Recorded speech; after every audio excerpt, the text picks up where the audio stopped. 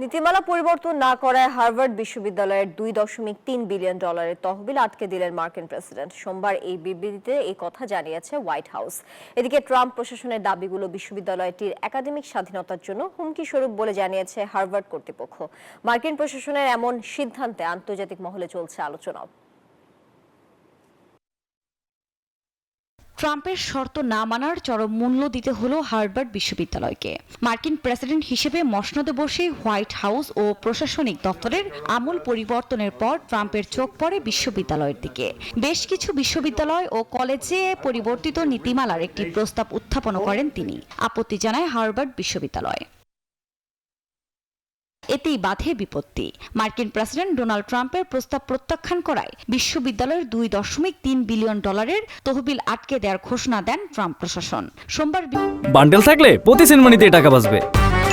বিকাশ send money bundle কিনে জিতুন প্রতি লেনদেনে। বিশ্ববিদ্যালয়ের স্বাধীনতায় হস্তক্ষেপ এড়াতে এই প্রস্তাব প্রত্যাখ্যানের কয়েক ঘন্টার মাথায় এই ঘোষণা আসে হোয়াইট হাউসের পক্ষ থেকে। যদিও এমন আশঙ্কা থেকে শুক্রবার তহবিল বন্ধে নিষেধাজ্ঞা চেয়ে আদালতে মামলা করেছে বিশ্ববিদ্যালয় প্রশাসন। সেই সঙ্গে সরকারের দাবিগুলো বিশ্ববিদ্যালয়টির একাডেমিক স্বাধীনতার জন্য হুমকি স্বরূপ বলে জানিয়েছে হার্ভার্ড কর্তৃপক্ষ।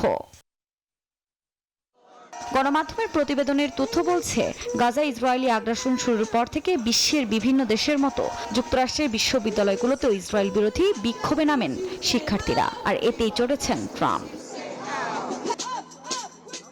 এই ইস্যুতে যুক্তরাষ্ট্রের বিভিন্ন বিশ্ববিদ্যালয়ের ক্যাম্পাসে ইহুদি বিদ্বেষ ছড়িয়ে পড়ার অভিযোগ মার্কিন প্রেসিডেন্টের। এছাড়া ফিলিস্তিনপন্থী বিক্ষোভে অংশ নেওয়া বেশ কয়েকজনকে আটক করে বিতরণের প্রক্রিয়াও শুরু করা হয়েছে।